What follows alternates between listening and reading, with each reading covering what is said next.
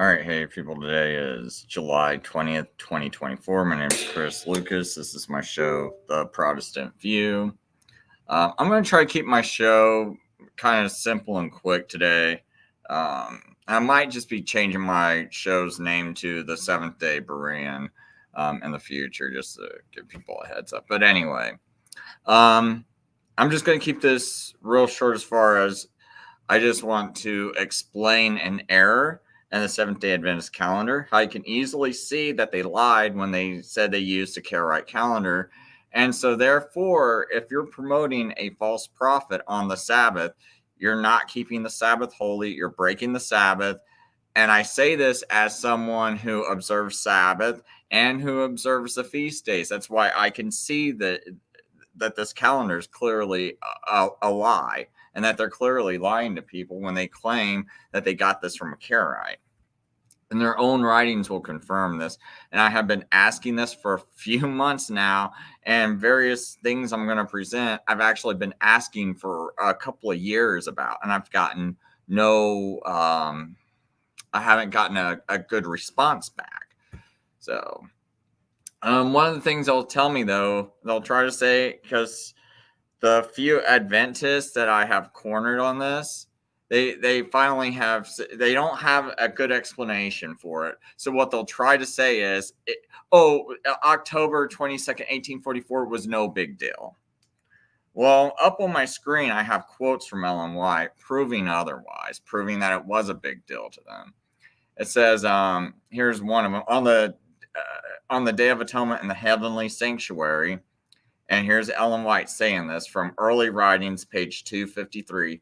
As the priests entered the most holy once a year to cleanse the earthly sanctuary, so Jesus entered the most holy of the heavenly at the end of the 2300 days of Daniel 8 in 1844 to make a final atonement for all who could be benefited by his mediation, and thus to cleanse the sanctuary. Okay. So, and then here's another quote from her. Of all the great religious movements since the days of the apostles, none have been more free from human imperfection than the wiles and the wiles of Satan than was that of autumn of 1844. Even now, after the lapse of nearly half a century, all who shared in that movement and who have stood firm upon the platform of truth still feel the holy influence of that blessed work and bear witness that it was of God. So that's in the Great Controversy, page 401. So we have two quotes here saying it's a big deal, okay? Saying that she's declaring that just as the priests entered in the Holy of Holies once a year, so did Jesus enter into the most holy of the heavenly sanctuary on this day. So it has to be it has to be the Day of Atonement. All right, okay? Cannot be no other day. So one thing we're going to bring up is we're going to read from their booklet called The 7-Month Movement.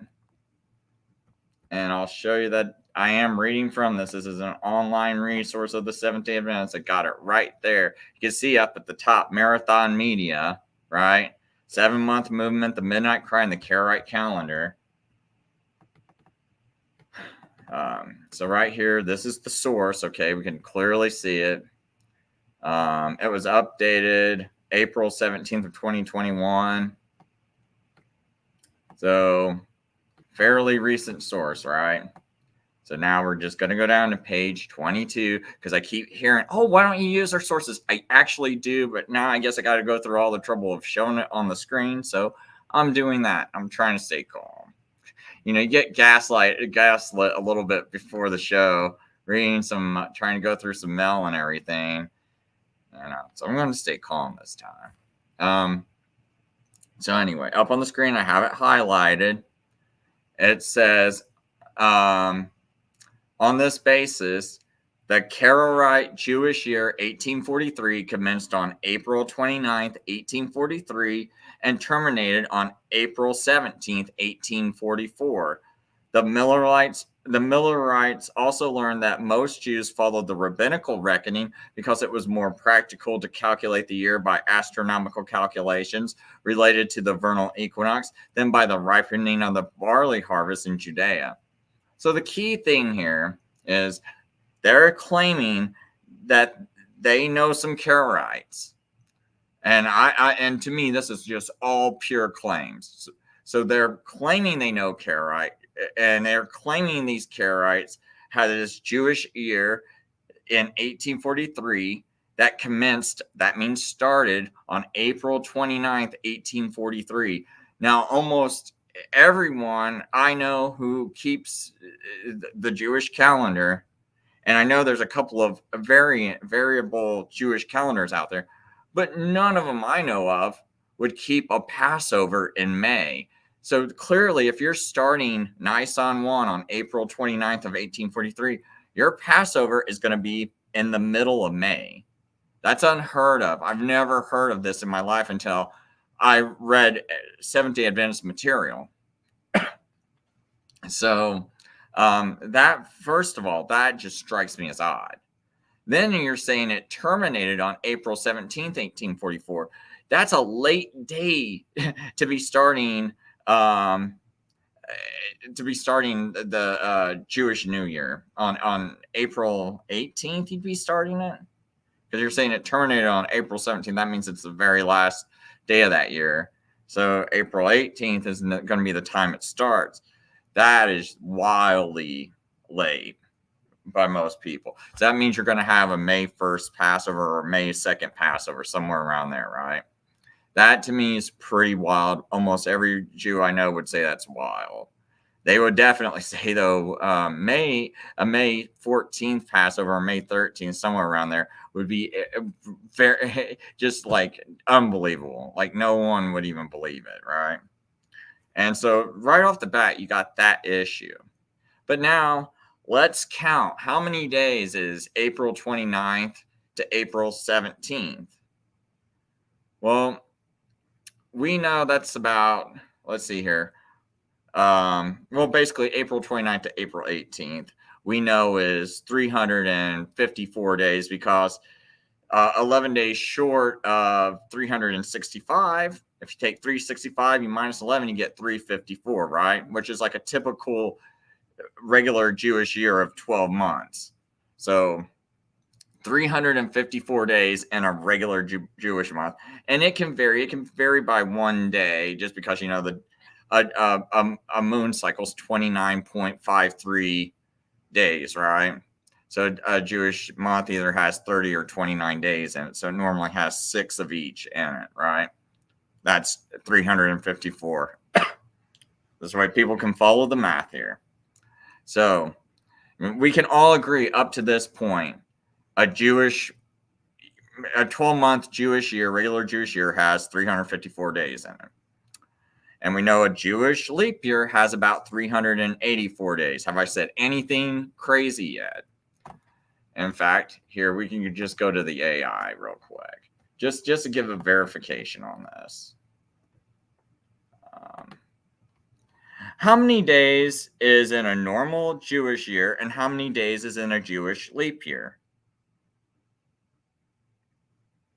I know this, but let's be real careful. Make sure we get all the verification. In the Jewish calendar, the number of days in a year can vary. Normal Jewish year. A regular year typically has 354 days, but it can also have 353 or 355 days, depending on certain adjustments. Jewish leap year. A leap year includes an extra month, Adar I, and can have 383, 384, or 385 days. These variations help align the lunar-based Jewish calendar with the solar year. If you have more questions about the Jewish calendar or anything else, feel free to ask. Okay, so we know that I'm pretty much on point telling the truth. We can all agree everything I read. I read it from a Seventh-day Adventist resource. We know a Jewish year typically has to have 354 if it's a normal year, 384 if it's a leap year. Now let's read another thing. This is William Miller's calendar. And he says on here, the synchronism of the Jewish 7-month with our October, according to the true biblical reckoning preserved by the Karaite Jews. So he's claiming that this is the true biblical reckoning preserved by the Karaite Jews. So this is his claim. Real easy right here. The question that no Seventh-day Adventist can answer. Look at where my cursor is at right here. What do we see here? See, we see a 13th month. A 13th month.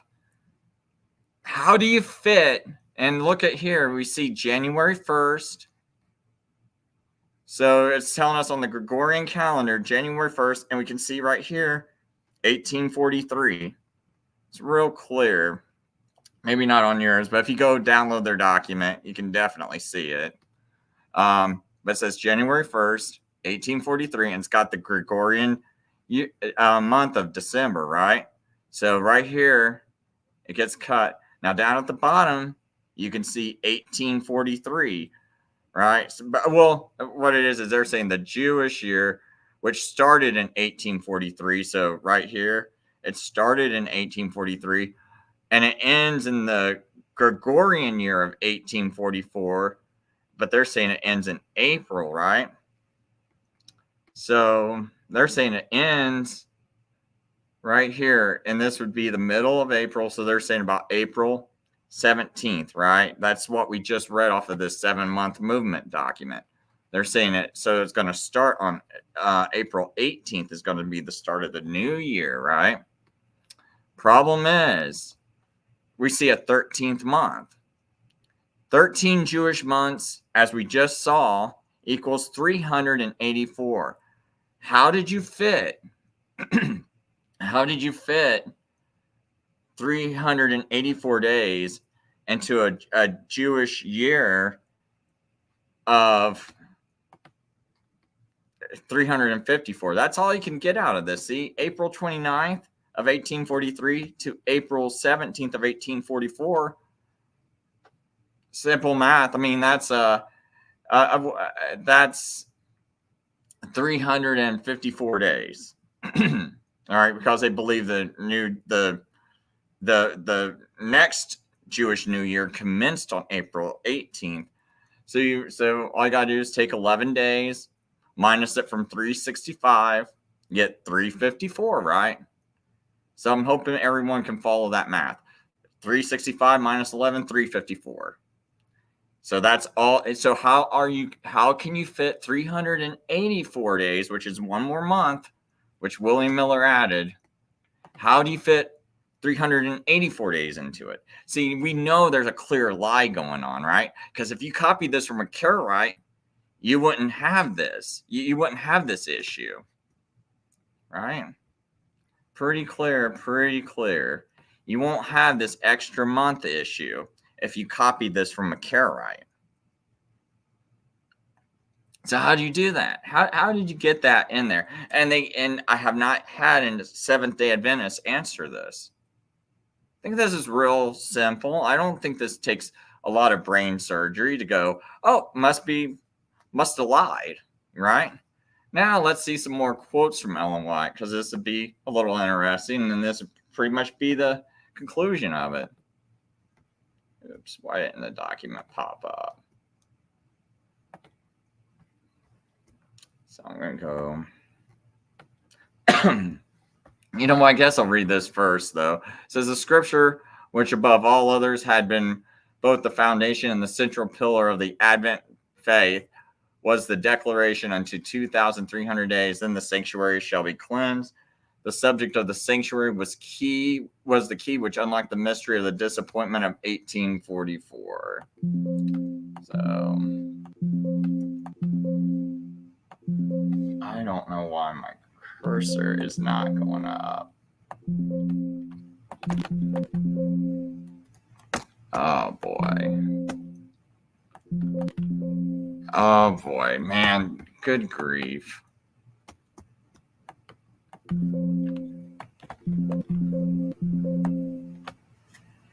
Well, this is,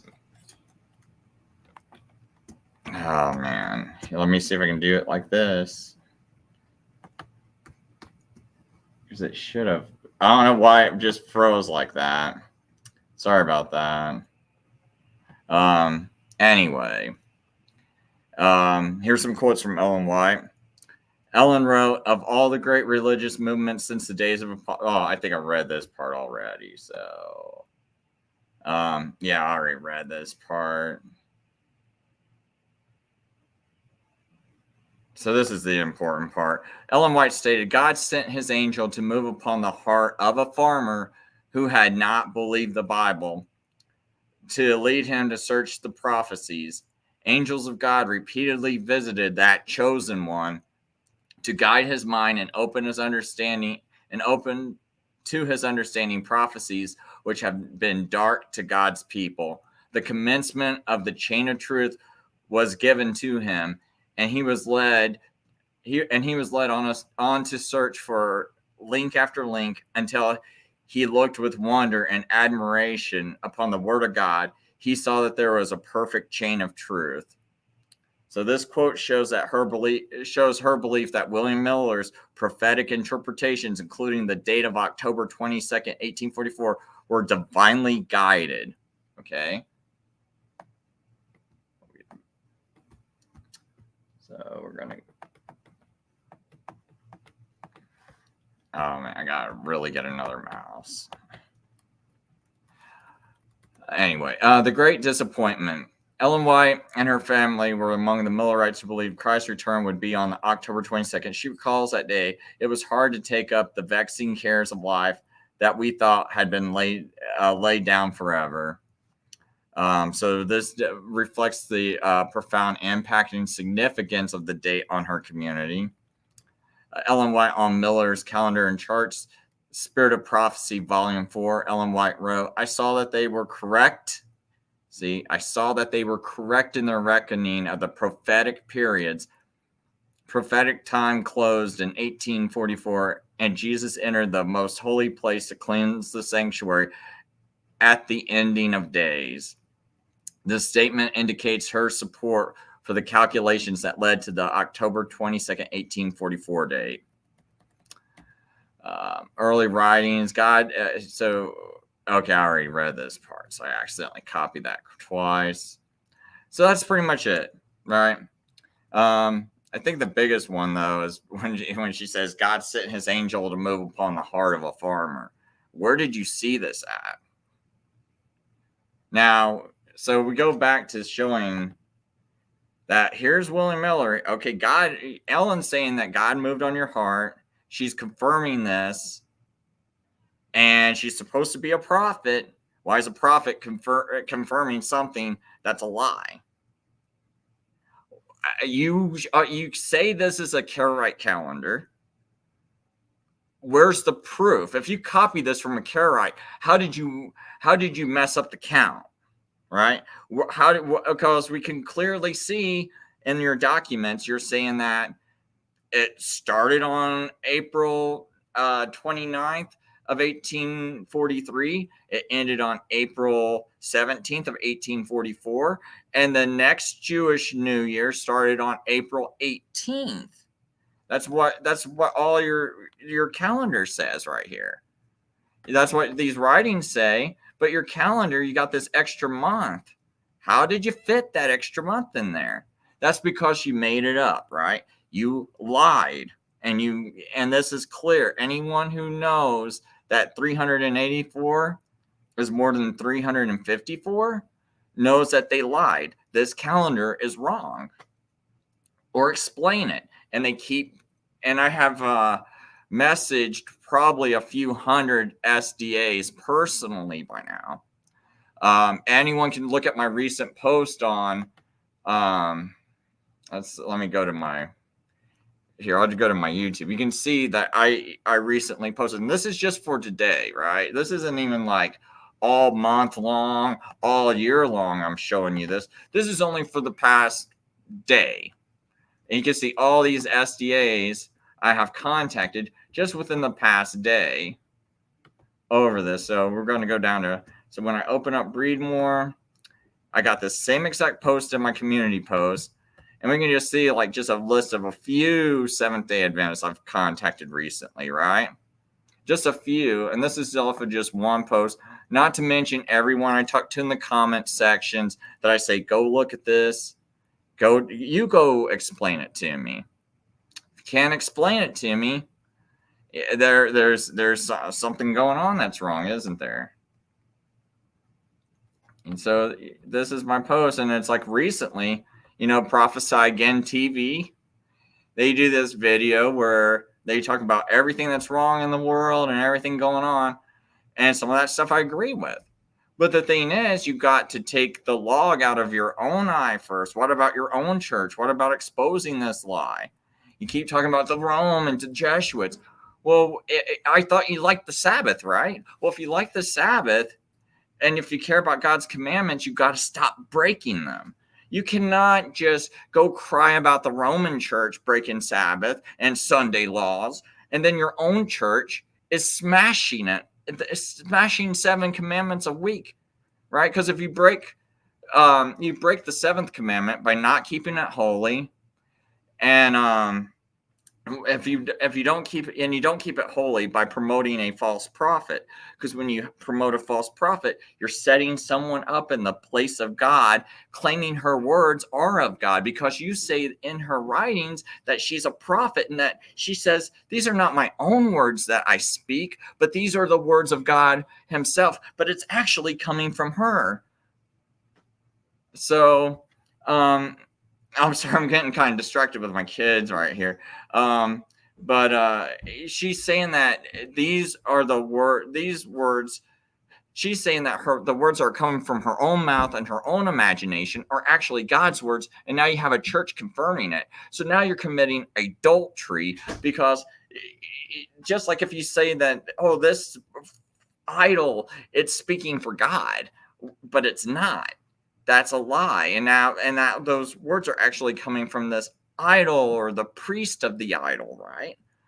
And so when you promote that, you're promoting a lie and you're breaking the Sabbath. You're doing the exact same thing as when, you accuse the Pope of being a false prophet, and he's sitting in the temple of God claiming to be God, right? Because he's calling himself the vicar of Christ and all that stuff. Okay, so you're doing the exact same thing, but you're covering it up, though, by, oh, look, we care about the Sabbath. See, we talk about it so much. We make so many videos of it. So we must like it, right? Yeah, so we're the good guys, right? And then you go see them turn around and they're working with Rome, right? By promoting certain things like injections in the arm that people question if they're safe and effective, but the Seventh-day Adventist Church is saying they are, right? And they do that on the Sabbath. So and we know the Rome, right? The papacy boldly, brags about that stuff too. Because I'll just show you that. See, this is a Catholic publication. You can see them bragging about it, right? So, and we see the Seventh-day Adventists endorsed by their general conference hosting these events on the Sabbath, promoting this. Right? So they're promoting it. So they break Sabbath. So the general conference is involved in breaking Sabbath, right? So this is an epidemic in the church. Not only just promoting this false prophet, but promoting lies on the Sabbath. So that's all I really made this video to say. I'm keeping it short. That's all you got to do is explain this to me. Explain this. How does 384 fit into 354? We can clearly see this is only 354 days that can fit in between this time period.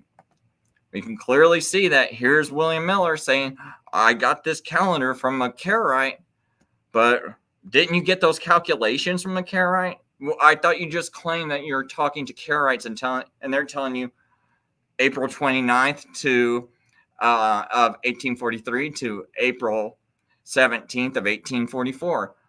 Well, that's only 354 days, isn't it? But yet, here we got a 13th day. And we know, I just talked to the AI. What did the AI say? Just go right back to it again so you can see those figures one more time. Set it, down here at the bottom. It says a Jewish leap year can only have has 384 days. One of these numbers. But, right around 384 days. Regular year only has about 354. Real easy. That's all you got to explain. And that's my show. And don't you dare say, oh, no, this isn't important to Ellen White. Oh, yes, it was. Yeah, it was. We clearly saw that too. And we can clearly see this whole thing's a lie. They made it up. They made up that calendar because you wouldn't make a mistake like that. You wouldn't have a leap year, right? He clearly just added that in, because they're making up their own calendar. It goes to show you that they're not really talking to Karaites, because why didn't you just copy their calendar? I thought you were talking to them. And one more thing before I go. As I search all this, I don't even know the sources of the Karaites they talked to. I don't even know the literature they got it from. Where are the writings they got this from? So we can go read the writings. I have not seen the Karaite writings, any kind of Karaite sources they're talking to, any kind of Karaites so we can know that here's what we're saying, and here's the sources we got it from. So why are you going to believe them, especially when you see this, right? And this is just one thing. Remember, this is just one thing, and we're starting here because what I want you to do is, you're not going to act like you're some gullible person that just believes something just because I'm a prophet. Oh, I believe you. I believe you. No. First, before you just believe someone when they tell you something, you first examine it. Okay, what kind of proof do you got? Before I believe anything else, you're telling me Jesus entered in on the Day of Atonement. You're claiming the Day of Atonement was this day. Let's look at your calendar. Well, can you see? Someone should already have all these discrepancies that I'm bringing up. If this religion actually cares about the truth, and they actually are not just a bunch of dumb, gullible people, this is a simple thing. I'm presenting to them. I mean, look at how important Ellen White says this is. This isn't like I'm bringing up some little minute thing that's not important. No. She's saying this is very important. She's claiming that this is the day Jesus entered into the Holy of Holies, and she saw this in a vision. Well, if you saw this in a vision, I cannot travel into Ellen White's mind. But the one thing I can do is, if you're telling me that you're confirming from vision, and that you say some angel had his hand on William Miller and guided him perfectly, I should see a perfect calendar, right? And when I see big discrepancies like that, where you cannot fit 384 days into 354, why am I going to believe anything else? But see, I know you're not gullible, right? So you can explain this to me. But yeah, why is it when I'm trying to give you the benefit of the doubt, going, okay, you tell me you're not this gullible, just explain it to me real easy. And you guys try to ignore it. See, the problem is, if you should be comfortable explaining things in full light, where I present the facts. Here's all the facts. We can all see I presented the facts of everything, right? And you can't deny one single fact. Now, maybe I'm interpreting something wrong, but you cannot deny that I presented facts so far. So now we're in the light. Now we got full light on this. You don't go and try to run away from this light, because this is facts. So this is all light. This is all truth. What we do, you got to explain this. Don't act like you never saw this stuff in the light before. But it feels like it's like turning on the light, and now I'm hearing the screams of the Seventh-day Adventists as I turn on the light, and we start to see the facts, and we start to see the truth, because truth is light. So as I turn on this light, don't run away from the light. No. Come here. Let's talk about what we see in this light now. But see, if you're something of darkness, you do run from the light, instead of like, no, come on my show, talk to me.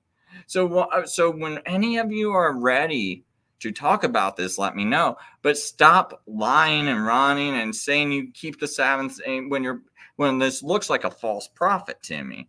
And you guys sure act like it from the way you avoid this topic. This should not be something you avoid.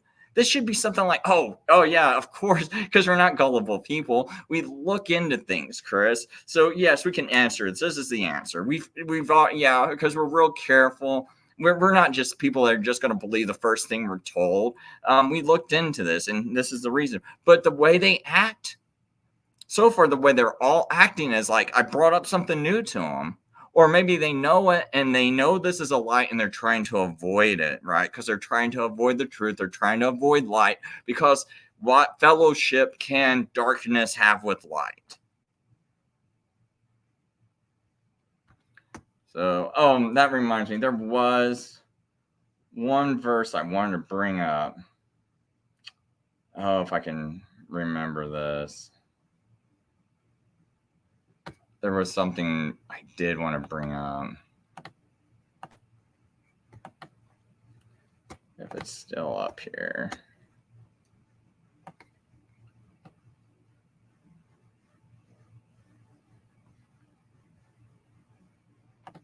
Oh, yeah, right here we go.